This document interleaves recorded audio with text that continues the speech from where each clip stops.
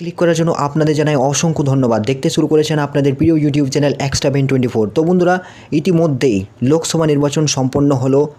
দীর্ঘ প্রতীক্ষার অবসানের পর সপ্তম দফার নির্বাচন সংগঠিত হয়েছে গতকাল অর্থাৎ 1 জুন, এবং এর মধ্যেই সকল সংস্থা এবং বিভিন্ন চ্যানেলগুলি তাদের এক্সিট পোল অর্থাৎ বুথ ফেরত সমীক্ষা প্রকাশ করেছে।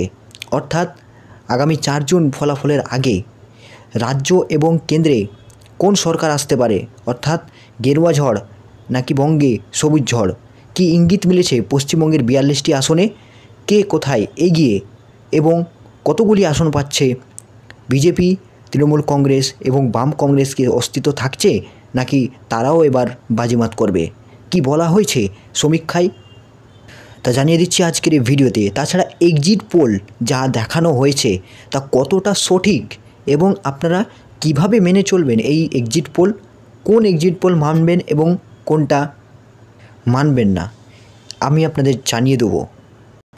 তো বন্ধুরা, আমরা বিগত কয়েক বছরের যদি ট্রেন্ড দেখি তাহলে এখানে বিরোধীরা বলছে অর্থাৎ কংগ্রেস বলছে এবং ইউপিএ সরকার হবে, অর্থাৎ 2004 সালে যা হয়েছিল প্রত্যেক টিভি চ্যানেল বা প্রত্যেক সংস্থা সেখানে বিজেপিকে সংখ্যাগরিষ্ঠতা দেখিয়েছিল, কিন্তু অবশেষে ফলাফলের দিন তা একেবারে উল্টো রেজাল্ট হয়। এছাড়াও আমরা 2021 সালের ট্রেন্ড যদি দেখি তাহলে আমাদের রাজ্য অর্থাৎ পশ্চিমবঙ্গে বিজেপির 200+ সিট দেখাচ্ছিল, অর্থাৎ 200+ বিধানসভা সিট পাওয়ার কথা বলছিল বিভিন্ন সংস্থা, কিন্তু অবশেষে সেই সমীক্ষাও ভুল প্রমাণিত হয় এবং আমরা দেখেছি রাজ্যের শাসক দল তৃণমূল কংগ্রেস অনেকটাই এগিয়ে, অর্থাৎ বিপরীত ফলাফলে এগিয়ে গিয়ে প্রায় 216টি আসন পায়। তাহলে এখন আপনাদের মধ্যে অবশ্যই এটা দ্বিধাবোধ হবে যে কোন এক্সিট পোল মানব, কোন বুথ ফেরত সমীক্ষা সঠিক, তা অবশ্যই আপনাদের মাথায় ঘুরপাক খাচ্ছে। তবে এই বিষয় নিয়ে আলোচনা করব, তার আগে আমরা দেখে নিচ্ছি কোন কোন সংস্থাগুলি কতগুলি আসন দিচ্ছে পশ্চিমবঙ্গের এই 42টি আসনে, কে বা কোন রাজনৈতিক দল কতটা সিট পাচ্ছে দেখে নেব আজকের এই ভিডিওতে। দেখুন বন্ধুরা, শনিবার সন্ধ্যে 6টায় শেষ হয় শেষ দফার নির্বাচন এবং সমাপ্ত হতেই বুথ ফেরত সমীক্ষা প্রকাশ হতে শুরু করেছে এবং এখনও পর্যন্ত যা ইঙ্গিত তাতে বাংলায় শাসক এবং বিরোধীদের মধ্যে হাড্ডাহাড্ডি লড়াইয়ের ইঙ্গিত মিলেছে। কোনো কোনো সমীক্ষক সংস্থা বাম কংগ্রেস জোটকেও একাধিক আসনে জয়ী হওয়ার ইঙ্গিত দিচ্ছে। তবে পশ্চিমবঙ্গের 42টি আসনে কে কোথায় এগিয়ে, এক্সিট পোল কী বলছে তা দেখে নেওয়া যাক। তো সর্বপ্রথম আমরা দেখে নিচ্ছি সংস্থা অ্যাক্সিস মাই ইন্ডিয়া টুডে। এখানে পশ্চিমবঙ্গে বিজেপি পাচ্ছে 26 থেকে 31টি আসন, অন্যদিকে তৃণমূল অর্থাৎ শাসক দল পাচ্ছে 11 থেকে 14টি আসন, বাম কংগ্রেস জোট পাচ্ছে 0 থেকে 2টি আসন। এবার আমরা অন্য একটি সংস্থা চাণক্য সংস্থা, যেটা নিউজ 24 বলে পরিচিত, তারা এখানে বিজেপিকে 24 ± 5 দেখাচ্ছে, অর্থাৎ তার থেকে প্লাস বেশিও হতে পারে বা কম হতে পারে, এবং তৃণমূলকে 17টি আসন দেখাচ্ছে। অন্যদিকে সিপিএম বা কংগ্রেস জোটে 1টি আসন। এবার আমরা দেখে নিচ্ছি আরেকটি সি ভোটার সমীক্ষা। এবিপি সি ভোটার সমীক্ষায় বলেছে 23 থেকে 27টি আসন বিজেপি পেতে চলেছে, তৃণমূল পেতে চলেছে 13 থেকে 17টি আসন এবং বাম কংগ্রেস জোট 1 থেকে 3টি আসন। এবার TV9 ভারতবর্ষ অর্থাৎ যে নেটওয়ার্ক রয়েছে তারা আবার বিজেপিকে 17টি আসন এবং তৃণমূলকে 24টি আসন, এখানে কিন্তু তৃণমূল যথেষ্ট এগিয়ে রয়েছে কিন্তু মার্জিন খুব একটা কম বেশি নয়। অন্যদিকে কংগ্রেস 1টি আসনে জয় পাবে বলে তাদের ভোটারে ইঙ্গিত।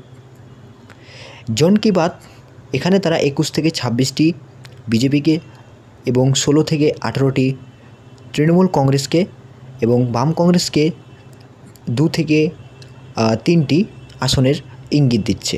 রিপাবলিক বাংলা তারা 22টি আসন দিচ্ছে বিজেপিকে, 20টি দিচ্ছে তৃণমূলকে এবং বিরোধী এবং জোটকে এখানে 0, অর্থাৎ কোনো খাতায় খোলা দেখা যাচ্ছে না।